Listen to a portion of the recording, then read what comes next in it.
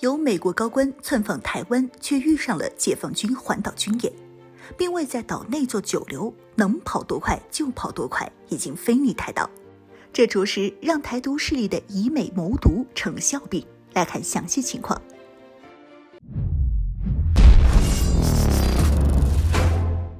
Hello， 各位老铁，大家好，欢迎收看本期迷彩虎，我是虎妞。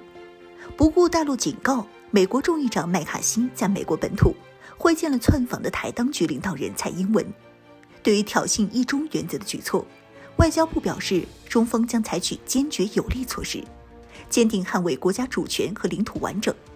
而美国众议院不顾中方警告，却进一步挑衅，向台岛派遣了众议院外交事务委员会代表团，由主席迈克尔带队。他们在4月6日抵达台湾窜访。迈克尔称，窜台就是为了应对中国大陆的威胁。印太战区是美国及其盟友防卫中国大陆的第一线，美国需要加强该地区盟友与伙伴之间的关系。访台期间，迈克尔大放厥词，频频针对台海和中国内政问题发表挑衅性发言，称美国将帮助提供台武装部队训练，并加快武器运送，需要让台军变得更强硬，才能抵御大陆解放军。还将加快对台军出口208枚标枪导弹和215枚毒刺导弹，通过军售和联合军事训练加强台防务能力，妄图以此武装台独势力，以武拒统。针对美方在台海问题上的一系列干涉和挑衅行为，中国人民解放军东部战区按计划于4月8日至10日在台湾海峡和台岛北部、南部、台岛以东海空域组织环台岛战备警巡和联合利剑演习，解放军各军种、海陆空火箭军全部出动参演。军演规模、力度是2023年最大的一场战役战术联合军演。解放军官方表示，解放军的大规模联合军演就是针对台独势力和外部干涉势力的严重警告。按照台军方的报告，解放军累计出动71架军机，威慑性十足。结果在解放军举行军演当天，美国众议院外交事务委员会主席迈克尔便匆匆飞离台岛返回美国。他于4月8号晚上19点54乘坐一架波音737起飞，在台岛未作久留已飞离。看起来还是嘴硬心诚实啊，迈克尔乃跳梁小丑。不得不说，这事儿挺有意思的。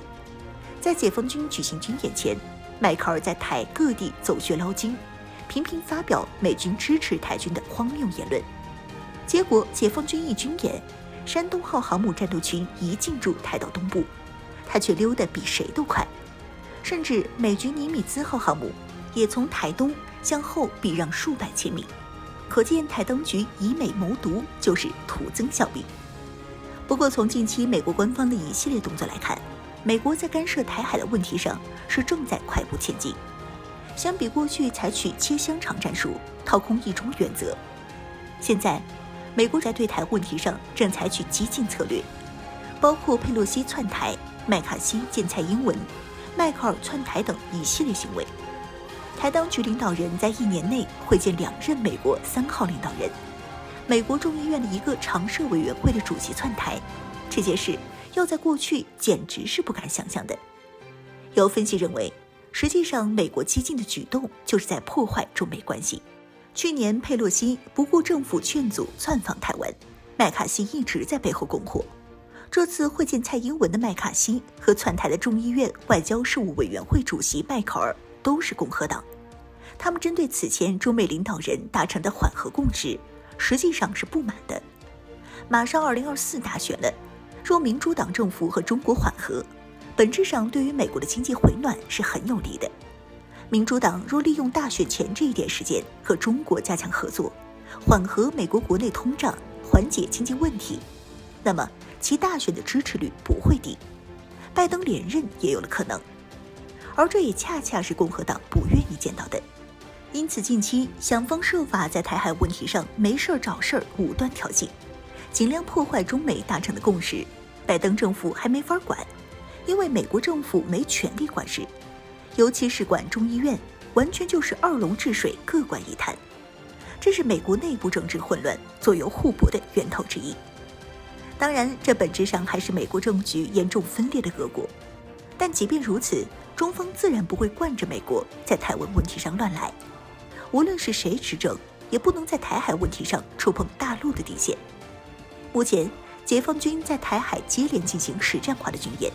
实际上就是最大程度地模拟未来的武统台湾战役，主要是重点检验解放军在联合作战体系支撑下夺取制海权、制空权、制信息权能力，为后面可能爆发的冲突早做准备。总而言之，当前我们已经掌握的对台关系的主动权，即便最终选择武统，我们也能从容拿下台岛。这不是哪个无良美国政客窜台喊几句口号就能够改变的。